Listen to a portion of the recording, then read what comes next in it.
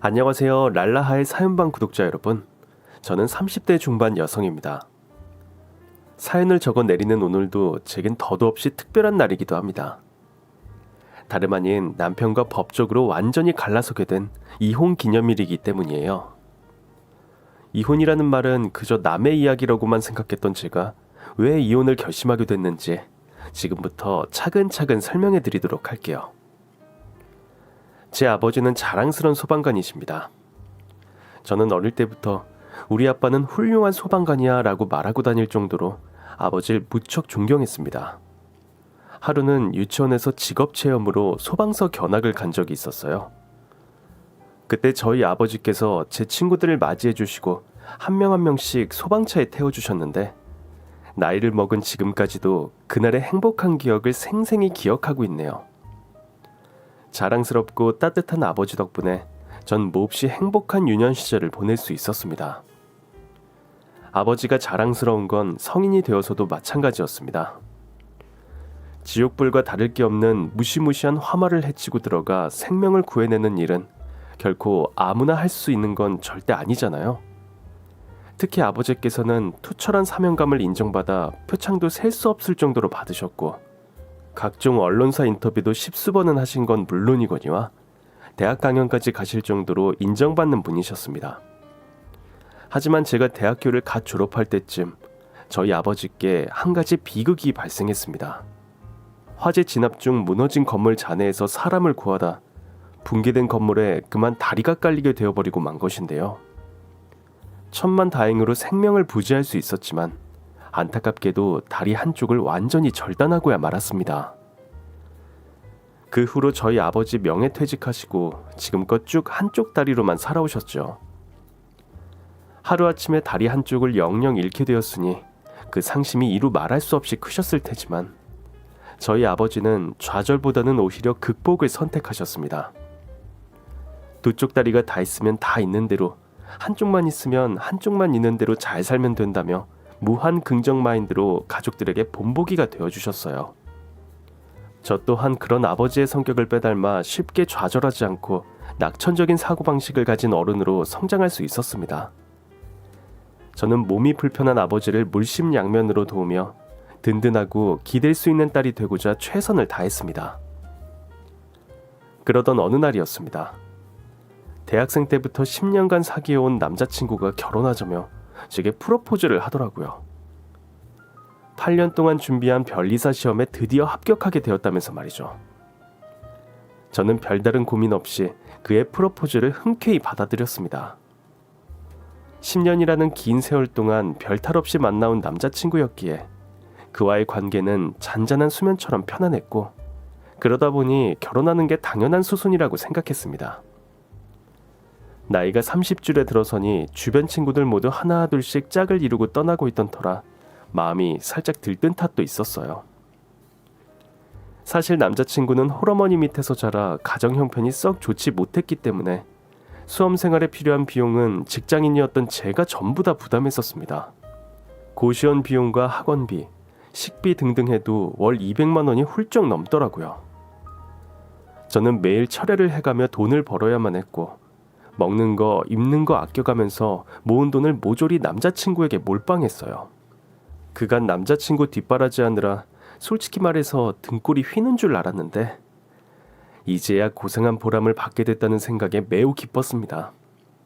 그리고 각고의 노력 끝에 변리사 시험에 합격하고 곧바로 제게 프로포즈한 남자친구가 나름 기특하게 느껴지기도 했고요. 마치 평강공주가 된 기분이랄까요? 그렇게 저희는 차근차근 결혼 준비를 해나가기 시작했습니다. 상견례 날짜를 잡기 위해 호텔을 알아보다가 문득 저희 아버지 생각이 나는 거예요.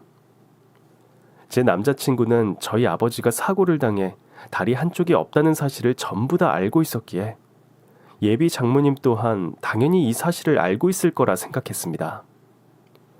그런데 남자친구에게 이 얘기를 꺼내니 뜻밖에도 자기 어머니께서 이 사실을 전혀 모른다고 하더라고요. 자기야, 자기 어머님도 아시지? 우리 아버지 다리 불편하신 거. 아니, 딱히 말 안 했는데? 말씀 안 드렸어요?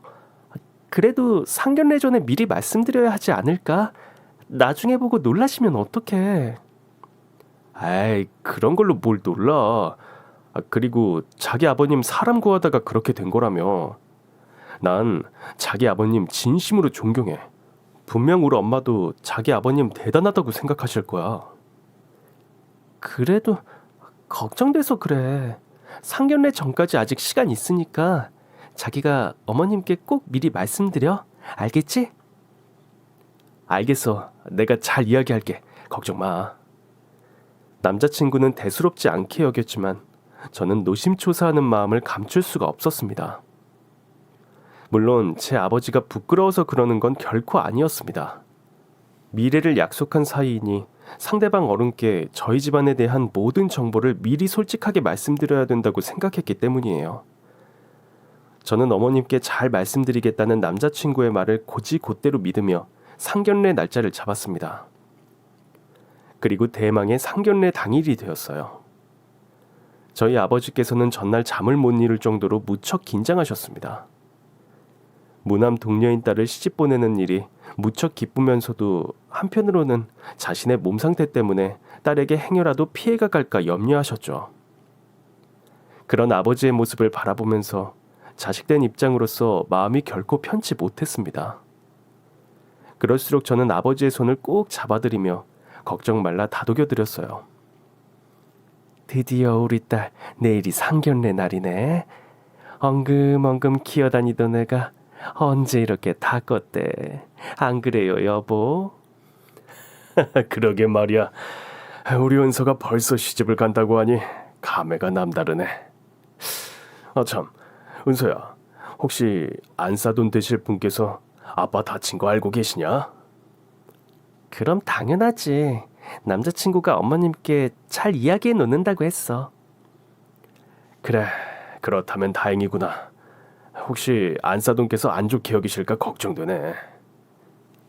아빠 무슨 그런 걱정을 해. 내 남자친구가 아빠 진심으로 존경한다고 입이 닳도록 칭찬했는걸. 분명 어머님께서도 이해해 주실 거야. 이야, 우리 사이가 그런 말을 했단 말이야? 이 양반 성격 급하긴 벌써부터 사이야? 지금부터 사이라고 불러 버릇해야 하지 않겠어? 저희 가족은 기쁜 마음으로 상견례장으로 향했습니다. 하지만 약속 장소인 식당에 도착하자마자 몹시도 당혹스러운 일이 발생하고 말았습니다. 아무 걱정 말라던 남자친구의 말과 달리 상견례 당일 시어머님이 제 아버지를 보자마자 인상을 팍 구기시는 게 아니겠습니까? 단순히 놀란 게 아니라 경멸 어린 시선을 보내면서 저희 아버지의 다리를 바라보시더군요. 물론 저희 아버지의 의족을 착용하셔서 자세히 살펴보지 않으면 전혀 티가 나지 않습니다. 하지만 남들보다 걸음걸이가 부자연스러운 건 어쩔 수 없는 노릇이었죠. 아니, 이 사돈어른 다리를 왜 이렇게 절어요? 어디 불편하신가? 아이고, 사부인께서 많이 놀라셨나 봅니다. 다른 게 아니라 제가 다리가 살짝 불편합니다. 다리가 불편해요? 아니 어쩌다가요? 분위기가 이상하게 돌아가자 그제야 남자친구가 아차 싶은 모양이더라고요. 급하게 시어머님을 붙잡고 저희 아버지 상태에 대해 부랴부랴 설명을 하는데 그 후가 더욱 가관이었습니다. 엄마, 내가 말 안 했나? 사실 은서 아버님 다리 한쪽이 없으셔. 뭐? 다리가 없어? 아니, 다리 없는데 살 수가 있단 말이야? 이제 보다시피 살짝 불편하긴 하지만 잘 생활하고 있습니다. 걱정 마세요, 사부인. 아유, 징그러워. 다리 한쪽이 없으면 없다고 미리 말을 해야 할 거 아니에요. 이거 사기 결혼 아닙니까? 이보세요. 사기 결혼이라뇨. 말씀이 너무 심한 거 아니에요? 지금 사람 면전에 두고 이게 무슨 경우입니까? 여보, 난 괜찮아. 좋은 날 얼굴 붉히지 맙시다 우리. 참나, 놀라서 말이 좀 험하게 나올 수도 있지 뭘 그래요. 아유, 애구머니나. 아유, 아직도 심장이 다 벌렁거리네. 엄마도 그만해. 남자친구는 급하게 어머님을 만류하기 시작했지만 얼어붙은 분위기는 쉬 정돈이 되질 않았습니다. 저 역시 손이 벌벌 떨릴 정도로 황당하고 참담한 심정이었습니다. 솔직히 남자친구와 어머님 모두에게 너무 실망해서 견딜 수가 없었습니다. 결국 상견례는 엉망진창으로 끝나버리고 말았고 저는 곧바로 남자친구에게 따져 물었습니다. 어떻게 이럴 수가 있어? 내가 우리 아빠 몸 불편하시니까 어머님께 미리 말씀드리라고 그렇게 말했는데 어떻게 그걸 까먹을 수가 있냐고? 미안해 자기야. 내가 진짜 정신이 하나도 없었어. 알잖아. 변리사 시험 합격하고 연수원 생활하느라 눈코 뜰 수 없이 바쁜 거. 엄마한테 미리 말 못한 건 진짜 미안해. 아무리 그래도 그렇지. 그리고 어머님은 어떻게 말을 그렇게 험하게 하실 수가 있어. 우리 아빠가 사람 구하다가 그렇게 된 거 자기도 잘 알잖아. 그야 나도 알지. 아주 정말 미안해 자기야. 내가 대신 사과할게. 우리 엄마가 좀 직설적이라 그렇지 나쁜 사람은 아니야. 아마 너무 놀라서 평소보다 말이 세게 나온 것 같아. 나도 미안한데 아무리 생각해도 이건 아닌 것 같아. 나한테 아빠가 얼마나 소중한 존재인데. 나 이렇게 우리 아빠 무시한 집안이랑은 결혼 못해. 우리 다시 생각해보자. 뭐? 이제 와서 파혼하자는 거야? 오늘 일이 너무 충격적이라 솔직히 앞으로 당신 어머님 볼 자신이 없어. 우리 아버지한테 함부로 말씀하신 거 떠올리면 피가 거꾸로 솟는다고. 자기야, 우리가 몇 년을 만났는데 이런 일로 파혼을 얘기해. 일단 자기 마음 잘 알겠어. 내가 엄마한테 말해서 자기 아버지한테 사과하라고 할게. 그럼 됐지? 됐어. 엎드려 절받기도 아니고 당분간 시간 좀 가져 우리. 남자친구에게 시간을 갖자고 말한 뒤 저는 곧장 집으로 돌아왔습니다. 역시나 집안 분위기가 말이 아니더군요. 어머님께선 모멸감으로 치를 떠셨고 아버지 얼굴에도 짙은 우울이 가득했습니다. 아니, 변리사 사이면 다야? 이건 해도 해도 너무하잖아. 은서, 너 이 결혼 꼭 해야겠니? 엄마, 아빠 다들 미안해. 아이, 왜 그렇게 성을 내고 그래 당신은. 은서야, 아빠는 아무렇지도 않으니까 행여나 괜한 맘 먹지 마라. 알겠니? 아니야 아빠. 나 남자친구한테 결혼 못할 것 같다고 이야기했어. 이건 아닌 것 같아. 뭐야? 어쩌자고 그렇게 섣부른 말을 해. 사부인이 너무 놀라면 그럴 수도 있는 거야. 악의적으로 하신 말은 아닐 게다.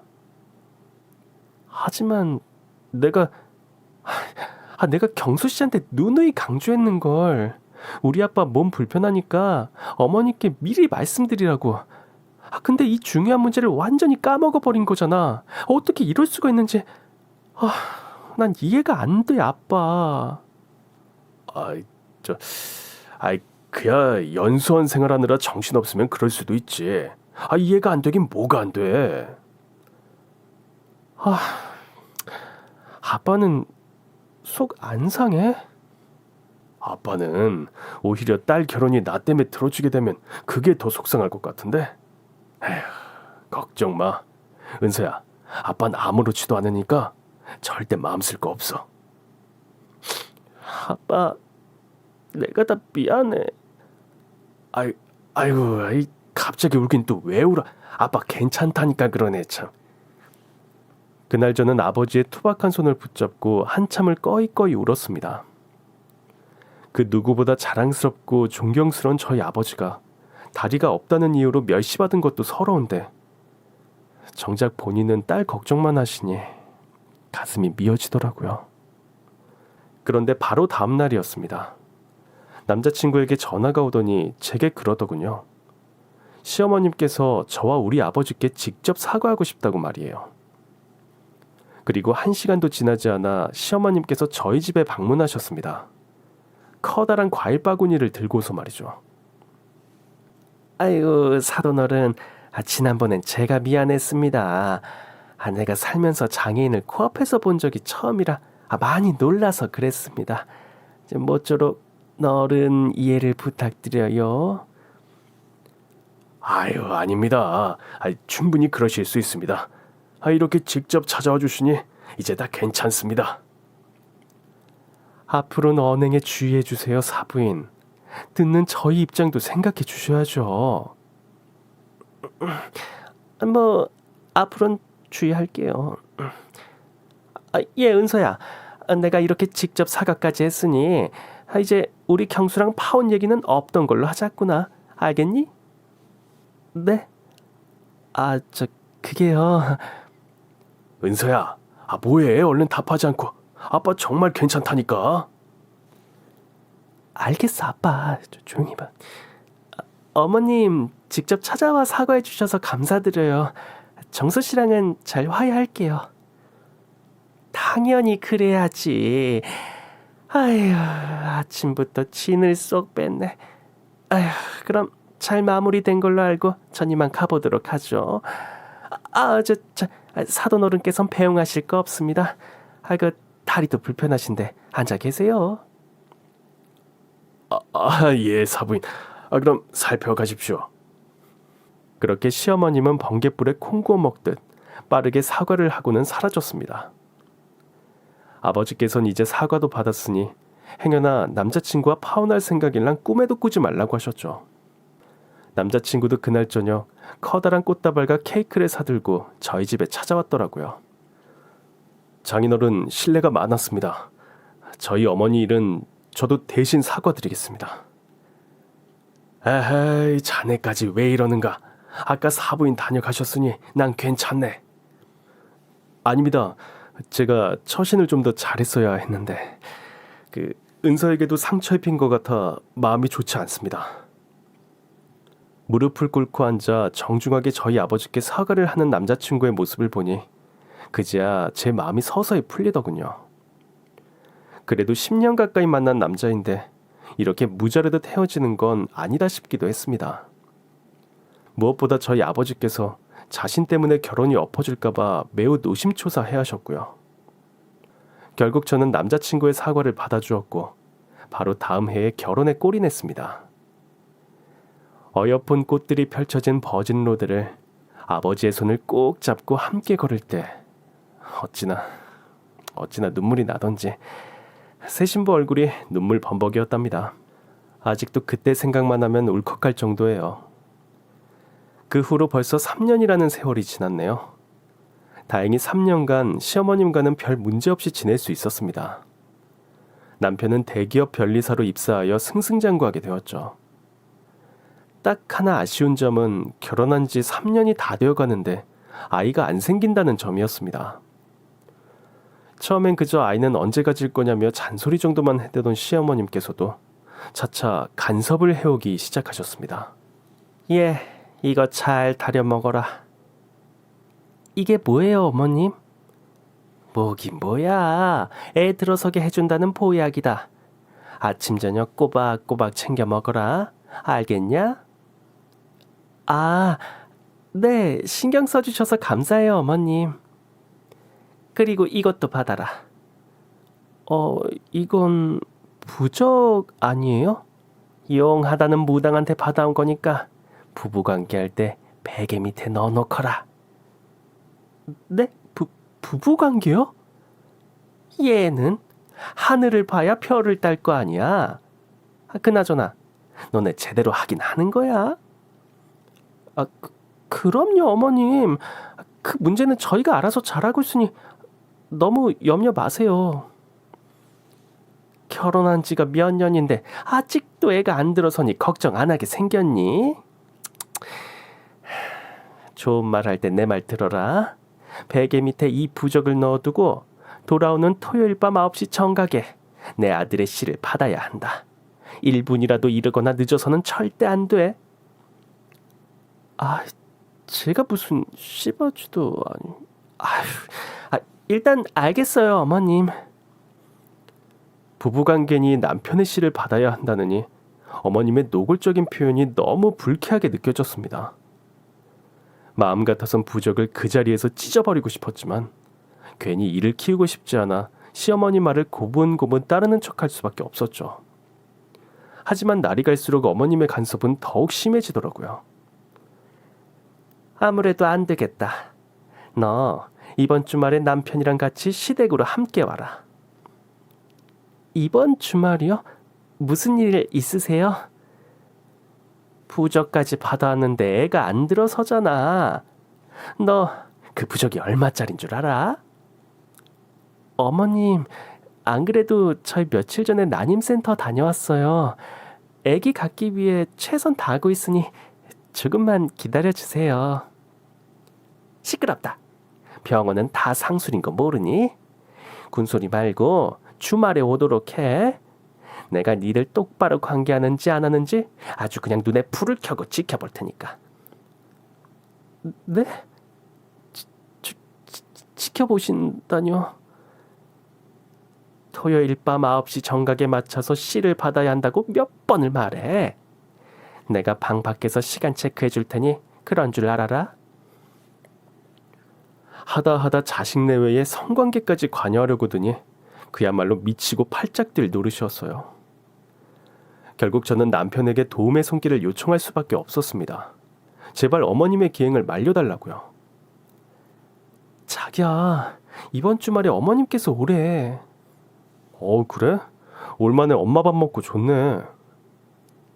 지금 그게 문제가 아니야. 내가 그동안 말 안 했는데 당신 이게 뭔지 알아? 이거 부적 아니야? 당신 무당 만나고 왔어? 무당은 내가 아니라 어머님이 만나고 오셨어. 이 부적을 베개 밑에 넣어두고 당신이랑 부부 관계를 해야 한다고 어찌나 신신당부하시던지. 뭐라고? 우리 엄마 귀엽네. 못 말린다 진짜. 당신 지금 이게 웃겨? 난 심각하단 말이야. 어머님이 또 뭘 하셨는지 알아? 토요일 밤 9시에 자기 씨를 받아야 애가 들어선다고. 이번 주말에 자기가 지켜보는 앞에서 당신이랑 관계 맺으래. 이게 말이 되냐고. 아유, 너무 심각하게 받아들이지 마. 엄마도 손주 빨리 보고 싶으셔서 그런 거겠지. 당신은 매번 이런 식이야. 항상 나만 심각하고 나만 이해심 부족한 며느리지? 또 왜 그래. 이번 한 번만 눈 딱 감고 어머니 소원 들어드리자. 그렇게 했는데도 애 안 생기면 엄마도 단념하시겠지. 몰라 진짜. 저는 마치 실험용 쥐가 된 기분이 들었지만 이번 한 번만 어머님의 소원을 들어드리자는 남편의 말에 설득당해 결국 함께 시댁으로 내려갔습니다. 어머님의 바람대로 그놈의 빌어먹을 토요일 밤 9시에 남편과 합을 완벽하게 맞추었고요. 관계를 마치고 침대 위에 멍하니 누워있는데 방 밖에서 어머님의 목소리가 들리더군요.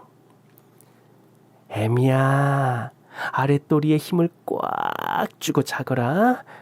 내일 아침까지 우리 아드씨를 한 방울도 흘려서는 안 된다. 알겠지? 그때 그 목소리가 어찌나 소름이 끼치던지 저는 그날 밤새 한잠도 제대로 자질 못했습니다. 그리고 마음속으로 다짐했죠.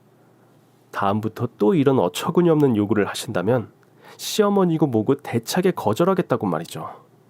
이 말도 안 되는 일을 겪고 또다시 한 달이 흘렀습니다. 어머님은 기대에 찬 목소리로 제게 물으셨죠. 애미야, 임신 테스트기 확인해 봤니? 어머님 실망스러우시겠지만 저 오늘 아침에 생리 시작했어요. 뭐야? 아휴, 개는 새끼라도 잘 베지. 너는 어쩜 개만도 못하니? 아휴, 속 터져. 네? 개만도 못하다니. 아니, 어떻게 그렇게 심한 말씀을 하세요? 너 우리 아들 4대 독자인 거 몰라? 애미, 네 아빠가 장애인이라 혹시 너도 문제 있는 거 아니니? 그런 말도 안 되는 이야기가 어디 있어요, 어머님. 그리고 저희 아버지 후천적으로 다치셔서 그렇게 된 거예요. 사람 구하다 다치신 거라고요. 후천적이든 뭐든 그게 무엇이 중요하니? 결국 네 애비가 장애인이라는 사실은 변하질 않잖아. 어머니, 정말 너무하세요. 저희 아버지는 후천적으로 사고를 당한 거라고 아무리 설명해도 어머님은 전혀 들으려고 하질 않으셨죠. 그야말로 독불장군이 따로 없었습니다. 물론 손주가 생기지 않아 속상하신 시어머님의 마음은 이해합니다. 하지만 아무리 그래도 사람 면전에 대고 개만도 못한 며느리라뇨. 제가 이런 모욕을 받으려고 결혼했나 자괴감까지 밀려왔습니다. 그날 저녁 전 남편이 퇴근하기 무섭게 어머님의 만행을 폭로했습니다. 지금 이 상황을 중지해 줄 사람은 오로지 남편뿐이라고 믿었기 때문입니다. 우리 엄마가 자기한테 개만도 못한 며느리라고 했다고? 아이, 설마. 진짜라니까? 진짜 나한테 애도 못 낳는다고 개만도 못한 며느리랬어. 설마 내가 이런 거로 거짓말하겠어? 잠시만. 내가 엄마한테 전화해볼게. 뭐? 전화로 물어본... 됐어. 내가 당신한테 일러바친 꼴밖에 더 돼? 그래도 확인할 건 확인해야지. 당신은 잠자코 있어. 저보고 잠자코 있으라던 남편은 기어코 어머님께 전화를 걸어 물어보더군요. 근데 더욱 기가 막힌 건 뭔지 아세요? 아유, 그래 우리 사랑스러운 아들. 이 시간에 웬 전화냐? 무슨 일 있니? 엄마, 은서한테 정말 개만도 못한 며느리라고 그랬어? 어머머, 아니 얘는 나를 뭘로 보고... 내가 설마 며느리한테 그런 심한 말을 했겠니? 정말 그런 말 안 했어? 애미가 그러냐? 걔 좀 당장 바꿔다오. 아니야. 오해가 있었나 보네. 이만 끊어. 어머님이 뭐래? 우리 엄마는 아니라는데? 그런 말 한 적 없대. 뭐? 내가 똑똑히 들었다니까 그러네. 그냥 좀 넘어가. 우리 엄마가 감정 격해져서 투정 좀 부린 거 가지고 뭘 그래. 너무 마음에 담아두지 마. 어머님은 자긴 절대 그런 말을 한 적이 없다며 시치미를 뚝대기 시작했고, 남편은 도리어 제가 잘못 들은 것 같다며 어머니 편을 들었습니다. 네, 저만 미친년이 되어버린 거죠. 속이 썩어 문드러질 것만 같은 와중 어머님께선 남편이 출근하기 무섭게 아침 대바람부터 저희 집에 쳐들어오셨습니다. 그러곤 삿대질하며 저에게 윽박을 지르셨죠. 혜미, 너 그렇게 안 봤는데 아주 치사하고 영악하기 짝이 없구나. 그걸 못 참고 남편한테 쪼르르르 일러 바쳐? 장애인 자식이라 그런가? 아주 패어먹은 게 없니? 어머님, 제가 오죽했으면 그랬겠어요. 저도 사람이라 상처받는다고요. 그리고 저희 아버지 비록 지금은 몸이 불편하시지만 자랑스러운 소방관이셨어요. 사람 구하다 그렇게 된 거고, 전 그 누구보다 저희 아버지가 존경스럽고 훌륭하신 분이라 생각해요. 소방관이든 경찰관이든 그건 내 알 바 아니다. 장애인 딸을 며느리로 받아준 것만으로도 감지덕지하지. 에휴, 참만 말고 넌 빨리 애 낳을 생각이나 해. 어머님의 폭언 수위는 갈수록 선을 넘었습니다. 이번에도 가만히 당하고 있을 수만은 없어 휴대폰으로 몰래 어머님의 목소리를 녹음했어요. 증거를 남겨둔 것이죠. 저는 곧바로 녹음한 내용을 남편에게 들려주었습니다. 휴대폰을 통해 들려오는 어머니의 폭언을 듣고 나서야 남편이 제법 심각한 얼굴을 하더군요. 하지만 결론은 똑같았습니다. 남편은 이번에도 어김없이 저에게 모든 걸 이해하라고 말했죠. 그냥 자기가 이해해. 우리 엄마 원래 흥분하면 막말하고 그래. 알잖아. 어? 어머니도 본심은 그게 아니실 거야. 이걸 이해하라고? 틈만 나면 우리 아버지 장애인이라고 멸시하는데 이걸 어떻게 이해하라는 거야? 알겠어. 미안해. 내가 대신 사과할게. 자기가 대신 사과하면 끝날 일이야 이게? 그럼 뭐 어떻게 해줬으면 좋겠는데. 우리 엄마 데리고 와서 당신 앞에서 무릎이라도 꿇었으면 좋겠어? 왜 이렇게 대화가 삐딱선을 타? 내 말은 그게 아니잖아. 몰라. 피곤하니까 다음에 얘기해. 남편은 피곤하다며 방으로 쏙 들어가 버렸고, 제가 조금이라도 어머님 이야기를 꺼내려고 하면 입을 꾹 다물어 버렸습니다. 저와 제 어머님 사이의 갈등을 중지하기는커녕 남일인 것처럼 지켜보기만 했죠. 그 사이 저를 향한 어머님의 멸시는 더욱 포악해졌습니다. 그런데 바로 며칠 전 도무지 참을 수 없는 일이 발생하고야 말았습니다. 아들 먹일 반찬을 좀 가지고 가라는 말씀에 시댁에 들렸는데, 제가 현관에 발을 들이기 무섭게 어머님께서 분무기를 들이미는 게 아니겠습니까? 거기 너 스톱. 거기 서 있어라. 네? 갑자기 왜요? 순식간에 얼굴에 차가운 액체가 닿더니 이내 온 얼굴이 화끈화끈 쓰라리기 시작했습니다. 어머님께서 저에게 알코올 소독제를 냅다 뿌린 것이었습니다. 아휴, 됐다. 이제 들어와라. 방금 뭘 뿌리신 거예요? 장애인 유전병 옮을까봐 소독부터 했다. 왜? 뭐 잘못됐니? 네? 장애인 유전병이요? 어머님, 저도 더 이상은 못 참겠네요. 깜짝이야. 이게 어디 시어머니 앞에서 두 눈 똑바로 뜨고 파락파락 대들어? 저도 참을 만큼 참았어요. 어떻게 며느리 얼굴에 알코올을 뿌릴 수가 있으세요? 자꾸 이런 식으로 나오시면 저 2번 다신 어머님 얼굴 안 볼 겁니다. 뭐? 이것이 진짜 미쳤나? 아이고 내 발자야. 며느리한테 하극상이나 당하고. 아이고. 곡소리를 내던 어머님은 그 자리에서 뒷목을 잡고 쓰러지셨습니다. 비록 화가 머리 끝까지 나긴 했어도 막상 어머님이 눈앞에서 쓰러지시니 저 역시 당황할 수밖에 없었습니다.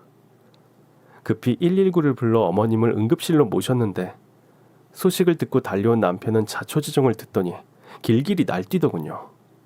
내가 우리 엄마 말은 그냥 흘려들으라고 했잖아.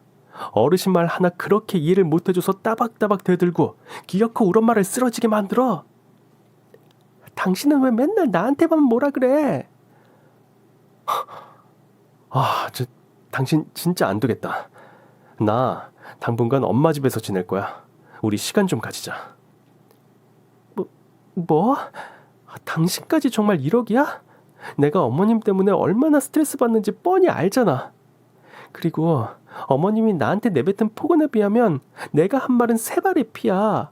맨날 임신 못한다고 뭐라 하시고, 장애인 딸이라면서 울 아버지 들먹이시고, 나도 참을 만큼 참았다고. 그러게, 빨리 임신하면 이런 일도 없잖아. 솔직히 너 연애할 때부터 맨날 찬 음식 먹고 맨바닥에 자주 앉고 그러더니 하다 이제 날 불임으로 모는 거야? 합리적 의심이지. 저는 남편과의 대화를 통해 비로소 깨달았습니다. 그 엄마의 그 아들이라는 것을 말이죠. 남편은 절대 나의 편이 되어주지 않는 사람이라는 걸 확실하게 알게 되니 그제야 정신이 번쩍 들더라고요. 하지만 이때까지만 해도 남편과 이혼하겠다는 생각은 하지 못했습니다. 결혼한 지 얼마 되지 않아 이혼한다고 하면 그 누구보다 슬퍼하실 저희 아버지의 얼굴이 선했기 때문이죠. 당분간 어머님 댁에서 지내겠다는 남편은 그 이후로 연락을 뚝 끊어버렸습니다. 저에게 잘 지내느냐는 안부 하나 묻질 않더라고요. 정말 서운하기도 하고 제 신세가 처량하기도 하고 매일 밤을 울면서 지새웠던 것 같습니다. 그러던 어느 날이었습니다. 일전에 남편과 함께 갔던 난임센터에서 급하게 방문해달라는 연락을 받은 것이죠. 맨 처음 난임센터에 갔을 때 저와 남편 모두 불임 검사를 했는데 그 결과가 나온 모양이었습니다. 남편은 여전히 연락이 되질 않아 결국 저 혼자서 난임센터에 찾아가게 되었습니다. 절 보자마자 대뜸 심각한 표정을 짓는 의사 선생님을 보니 무언가 좋지 못한 예감이 들더군요. 너무 상심하지 말고 들으세요, 환자분. 네, 마음의 준비는 진즉했어요. 말씀하세요. 혹시 제가 정말 불임인가요? 아니요, 아내분께선 건강하세요. 다만 남편분 정액을 검사한 결과 정자가 보이지 않습니다. 네? 정자가 보이지 않는다니. 소위 말해 무정자증이라고 하죠. 네? 제 남편이 무정자증이라고요?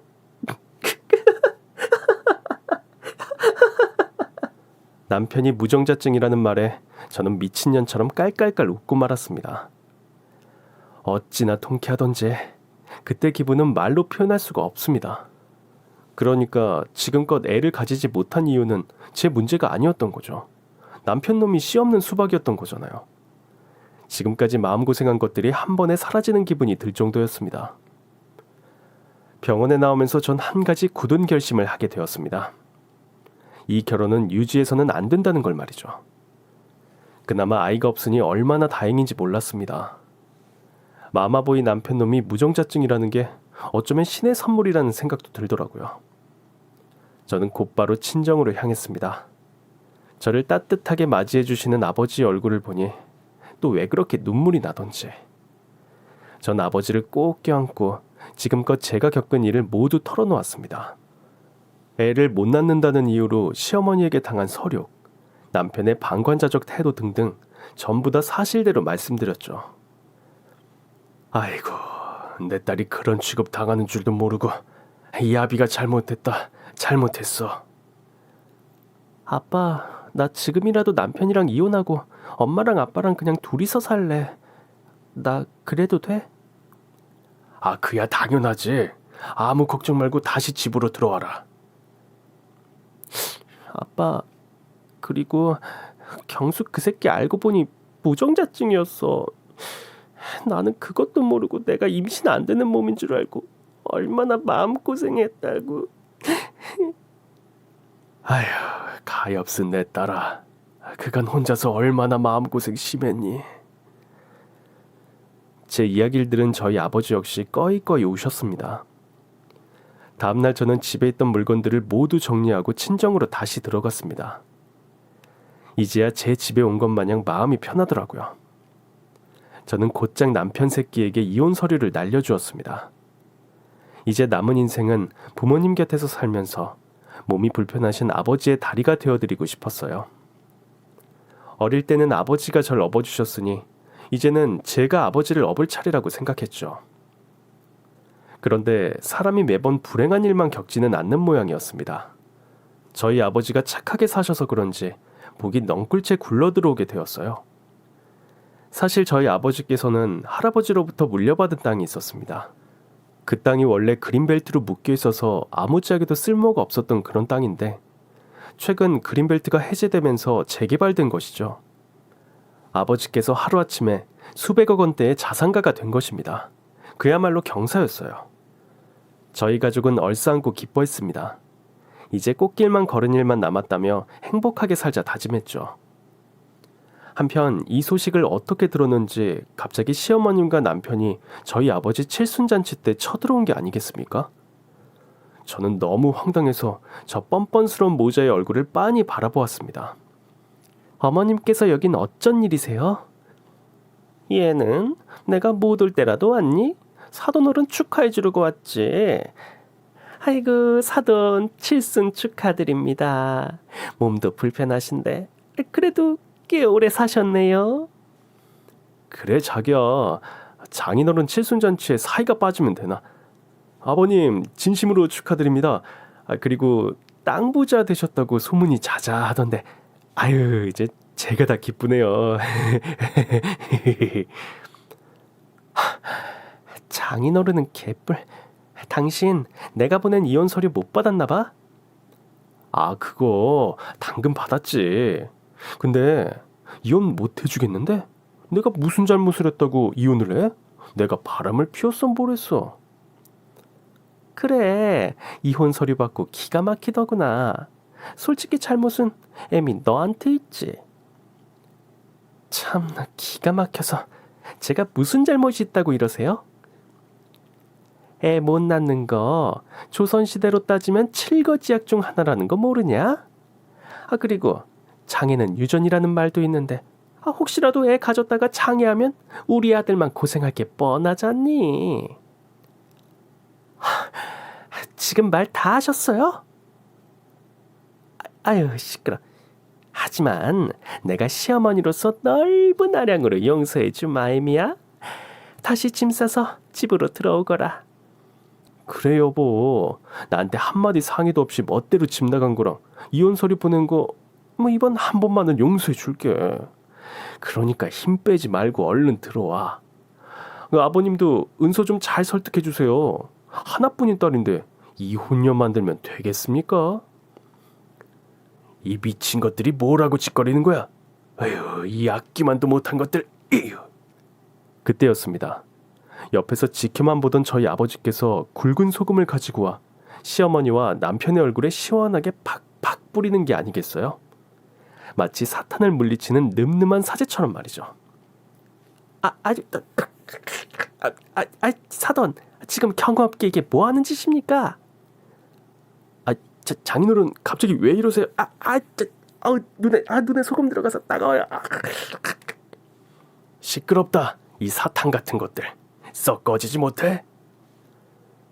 이를 지켜보던 저도 부랴부랴 소금을 한 움큼 쥐고 시모의 면상에 찰지게 뿌려주었습니다.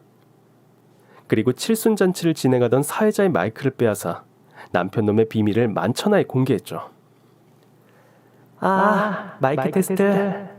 모두 잘 들리시죠? 저희 아버지 칠순잔치 오신 많은 분들께 한 가지 놀라운 진실 말씀 드릴까 합니다. 저한테 불임 아니냐며 의심하던 제 남편이 말이죠. 사실 무정자증이랍니다. 씨 없는 수박이라고요. 제 말에 칠순잔치 때 모인 하객 모두 수군거리며 남편의 얼굴을 빤히 쳐다보더라고요. 어디 씨 없는 수박인 놈 얼굴은 어떻게 생겼나 마치 관찰하려는 듯 말이죠. 에이, 딱 보니까 고자관상이네. 이 코가 넙대대 하잖아. 정력이 좋은 남자들은 코가 크다고 그랬어. 망측해라. 지가 고자인 주제 마누라한테 불임이라고 덤탱이 씌웠나 보네. 우와, 저거 완전 미친놈 아니야. 하여튼 사내구실 못하는 것들이 더 나댄다니까. 저기 저 시어머니는 더욱 가관이야. 애 못 낳는 게 칠거지약이라면서 며느리 타박했다잖아. 알고 보니 지 아들이 씨 없는 수박인 줄도 모르고. 사람이 심보가 참 고약하네. 사람들의 시선이 모두 남편을 향하기 시작하자 남편 놈의 얼굴이 순식간에 시뻘개지더군요. 그러더니 급기야 저를 향해 고래고래 소리치는 게 아니겠어요? 하지만 저는 눈 하나 깜짝하지 않았습니다. 뭐라는 거야? 당신 미쳤어? 어디서 그런 거짓말을 해? 거짓말 아닌데? 난임센터 의사가 그러더라. 당신 고자라고. 아니 이게 무슨 소리야? 지금 내 아들이 고자라는 거야? 말도 안 돼. 내가 고자라니. 저는 절규하는 시어머니와 남편의 얼굴을 향해 다시 한번 소금을 시원하게 뿌려주었습니다. 그리고 마이크에다 대고 쩌렁쩌렁하게 외쳤죠. 아줌마, 어떤 여자가 무정자증인 남자랑 결혼하겠어요. 저니까 불쌍해서 저 마마보이 새끼랑 결혼해준 거죠. 그런데 이걸 어쩌나? 나한테도 버림받게 생겼네. 자기야, 잠시만 우리 대화로 풀자. 응? 아이고 아가야, 내가 잘못했다. 우리 못난 아들 부디 이번 한 번만 좀 건사해 주렴. 뭐래. 하여튼 그 엄마의 그 아들이라고? 에휴, 그냥 엄마랑 아들 둘이서 알콩달콩 행복하게 잘 사세요. 저도 한마디만 하겠습니다. 사부인. 이제 사부인도 아니죠. 인생 그렇게 살지 마세요. 어딜 무정자증인 아들을 우리 집 귀한 딸내미한테 들이밉니까? 에휴. 그러게 인과응보죠. 애초에 내 남편 장애인이라고 무시할 때부터 알아봤습니다. 그나저나 아들분께서 무정자증이라니 참 안 됐네요. 헉! 설마 성기능 불구는 아니죠? 엄마, 아빠, 저 사람도 아닌 것들이랑은 상종하지 마세요. 남의 집 귀한 장치 망치지 말고 이만 나가주세요. 그렇게 시어머님과 남편은 온몸에 소금을 뒤집어 쓴 채로 잔치장을 도망치듯이 빠져나갔습니다. 꽁무니 빠져라 도망치는 두 사람의 뒷모습이 어찌나 처량해 보이는지 사진으로 찍어 두고두고 감상하고 싶은 심정이었다니까요. 아무튼 탈만했던 제 이야기는 여기까지입니다. 어떠세요? 정말이지 통쾌한 복수극이 따로 없지 않나요? 그 뒤로 남편은 끝까지 이혼해주지 않겠다며 바락바락 우기는 바람에 결국 저는 이혼 소송을 진행할 수밖에 없었습니다. 기나긴 싸움이 되겠지만 승소할 거라는 자신이 있었습니다. 그건 바로 제가 일전에 시어머님이 제게 했던 폭언을 녹음해 두었기 때문입니다. 다행히도 해당 자료가 유리하게 적용되어 남편과의 이혼 소송에서 별 무리 없이 승소하게 되었습니다. 오히려 정신적 위자료까지 받게 되었죠. 이제는 완전히 자유가 되어버린 저는 이혼 기념일을 완벽히 즐기고 있답니다. 매년 돌아오는 이 이혼 기념일마다 저는 가족들과 함께 파티를 열 예정이에요. 올 연말에는 사랑하는 어머니 아버지와 함께 크루즈 여행을 떠납니다. 인생을 즐기며 산다는 게 이런 건가 싶네요. 우리 랄라하의 사연방 구독자 여러분께서도 올 연말 마무리 잘하시고 다가오는 새해에는 이루고자 하시는 일들 전부 이루시길 저도 열심히 기도하겠습니다. 와, 오늘의 사연 잘 들으셨나요? 정말 통쾌한 이야기에 박수가 절로 쳐지는 사연이네요. 못된 시어머니와 마마보이 남편에게 소금을 뿌리는 장면은 다시 생각해도 온몸에 솜털이 삐쭉 곤두설 정도로 사이다였습니다. 오늘의 사연이 재미있으셨다면 구독과 좋아요 잊지 말고 눌러주세요. 그럼 저는 더욱 재미있는 사연으로 찾아오겠습니다.